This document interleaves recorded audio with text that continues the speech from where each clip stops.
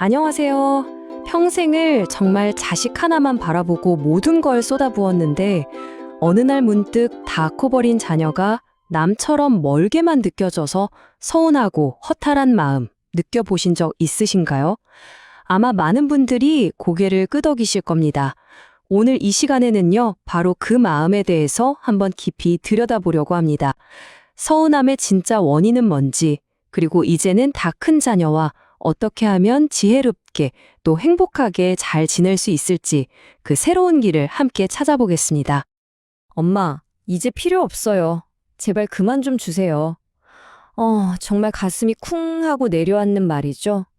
내 모든 걸 바쳐 키웠다고 생각했는데 자식에게 이런 말을 듣는다면 정말 세상이 무너지는 기분일 겁니다. 그런데 이게 그냥 지어낸 이야기가 아니고요. 실제로 한 어머님께서 다 큰 자녀에게 직접 들었던 너무나 아픈 이야기입니다. 도대체 뭐가 잘못된 걸까요? 내가 뭔가 부족한 부모였던 걸까요?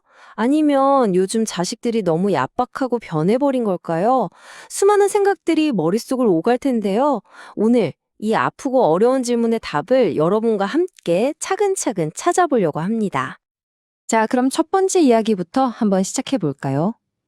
다 줬는데 왜 나는 외로울까입니다. 자식에게 정말 내 모든 걸 다 내어주고 텅 빈 집에 홀로 남은 것 같은 기분. 먼저 한 어머님의 실제 사연을 통해서 어쩌면 우리 모두의 모습일지도 모를 이야기를 한번 들어보겠습니다. 올해 70이 되신 한 어머님의 이야기입니다. 22살, 정말 꽃다운 나이에 결혼해서 아이 셋을 낳으셨대요.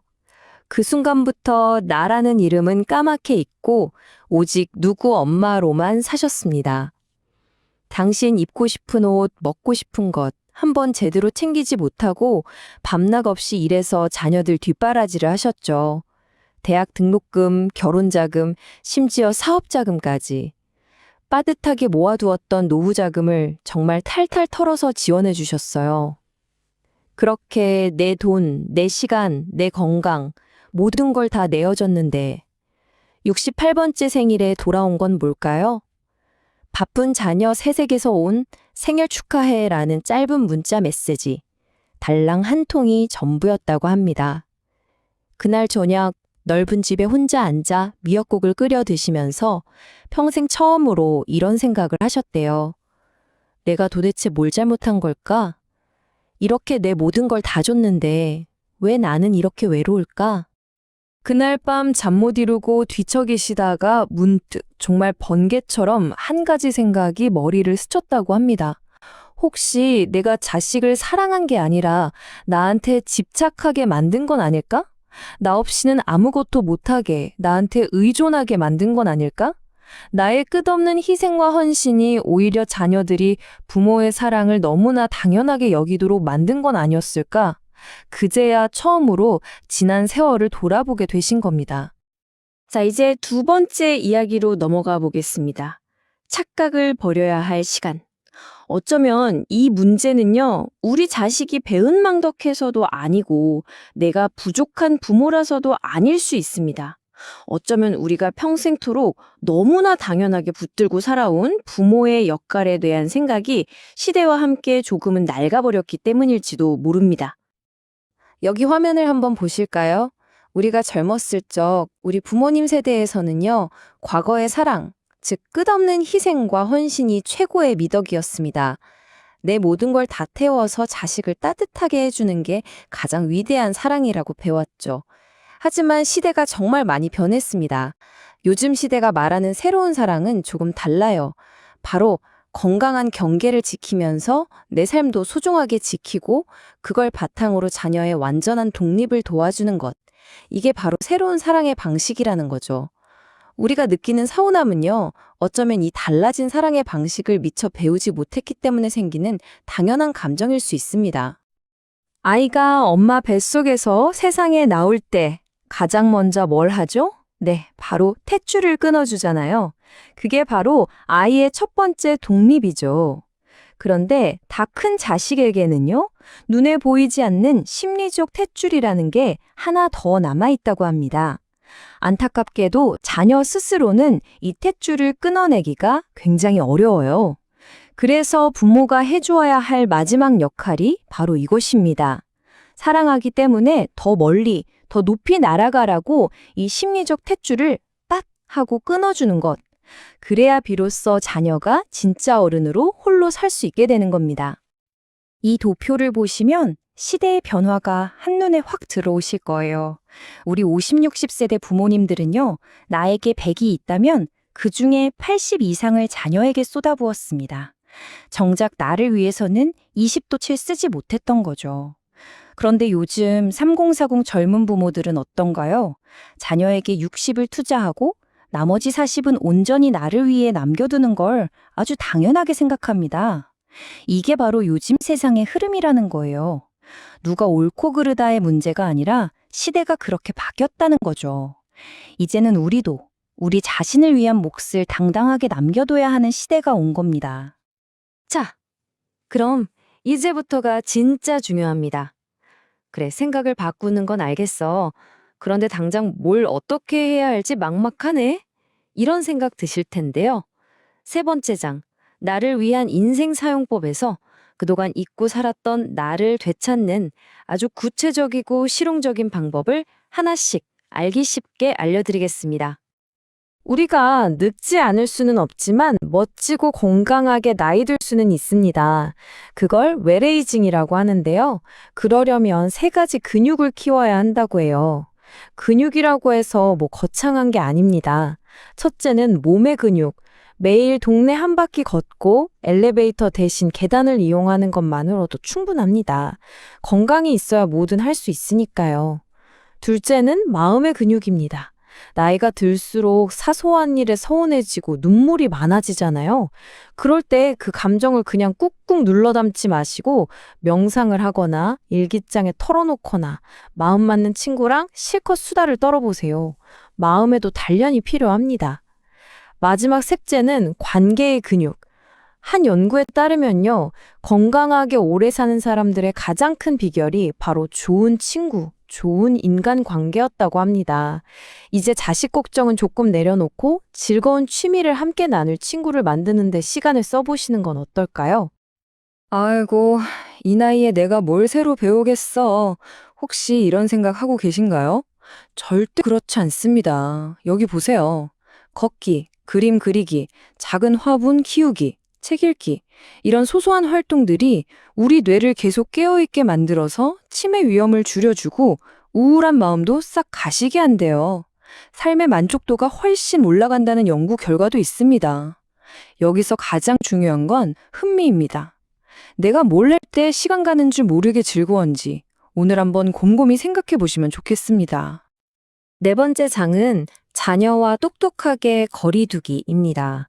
내 삶을 즐거움으로 채우기 시작했다면 이제 자녀와의 관계를 새롭게 만들어갈 차례입니다.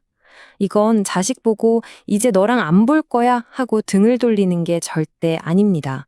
오히려 서로를 더 존중하고 오래오래 좋은 관계를 유지하기 위한 아주 현명한 지혜라고 생각하시면 됩니다. 자, 오늘 이야기의 핵심입니다. 다 큰 자녀에게 더 이상 주지 말아야 할 5가지. 이거 꼭 기억해 주세요. 첫째, 돈입니다. 이건 자식을 미워해서가 아니라 진짜 사랑하기 때문에 멈춰야 하는 거예요. 자녀가 스스로 일어서는 법을 배울 기회를 부모가 빼앗으면 안 되니까요. 내 노후부터 든든히 챙기세요. 둘째, 시간. 자녀의 갑작스러운 부탁 때문에 내 소중한 약속을 취소하지 마세요. 내 인생 교육이 먼저입니다. 셋째, 건강. 내 몸이 아픈 걸 꾹꾹 참아가면서까지 손주를 돌보거나 자녀를 돕지 마세요. 넷째, 조언. 자녀가 먼저 묻지 않는 충고나 인생에 대한 간섭은 이제 그만둬야 합니다. 마지막으로 가장 중요한 5번째, 죄책감입니다. 내가 너 때문에 이렇게 희생했다는 말은 자녀의 가슴에 평생 넘는 무거운 돌덩이가 되거든요. 이 5가지만 오늘부터 딱 멈춰보세요. 관계가 정말 놀랍게 변하기 시작할 겁니다. 세계적으로 아주 유명한 심리학자 존 가트맨 박사도 이렇게 말했습니다. 충고는 관계를 망가뜨리는 가장 빠른 방법입니다. 우리가 보기에 아무리 답답하고 안타까워도 다 큰 자녀의 인생은 그들의 것입니다. 우리가 해줄 수 있는 최고의 사랑은 이래라 저래라 간섭하는 게 아니라 그들이 스스로 결정하고 책임질 수 있도록 믿고 묵묵히 지켜봐주는 것. 그것이 바로 진짜 어른의 사랑입니다. 자, 그럼 아까 처음에 소개해드렸던 그 70살 어머님은 어떻게 되셨을까요? 그분은요, 큰 결심을 하고 방금 말씀드린 그 5가지를 딱 멈추셨대요. 그리고 오롯이 자신의 인생을 살기 시작했습니다. 등산도 다니고 그림도 배우고 친구들도 만나고요. 그랬더니 정말 마법 같은 일이 벌어졌다고 해요. 늘 바쁘다고 전화 한 통 없던 자식들이 먼저 연락하기 시작한 겁니다.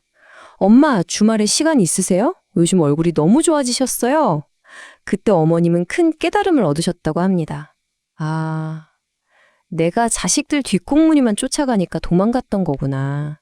내가 내 자리에 딱 멈춰 서서 내 삶을 즐겁게 가꾸니까 그때야 비로소 자식들이 나를 돌아보는구나.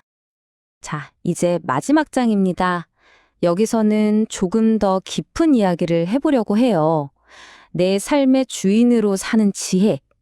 이제 자녀와의 관계를 넘어서서 우리 인생의 후반부를 어떻게 하면 가장 평온하고 지혜롭게 보낼 수 있을지에 대한 이야기입니다. 심리학에서는요, 노년기에 우리가 꼭 이루어야 할 가장 중요한 마음의 과제를 자아통합감이라고 부릅니다. 자아통합감? 말이 조금 어렵죠. 아주 쉽게 풀어서 말씀드릴게요. 이건 그냥 내 인생 이만하면 괜찮았다. 후회도 있고 아쉬움도 많았지만 그래도 참 열심히 잘 살아왔다. 이렇게 지나온 내 삶 전체를 따뜻하게 한번 껴안아주는 마음입니다. 그리고 지금의 나를 있는 그대로 받아들이고 다가올 시간, 심지어 죽음까지도 평온하게 맞이하는 지혜를 뜻하는 말이에요. 이 평온한 자아통합의 경지에 이르기 위해서는 3가지 마음가짐이 필요하다고 합니다. 첫째, 과거 수용하기. 우리가 어떻게 완벽하게만 살았겠어요. 실수도 하고 잘못된 선택도 했겠죠. 괜찮습니다. 그 모든 것까지 다 나의 일부라고 너그럽게 받아들이는 겁니다.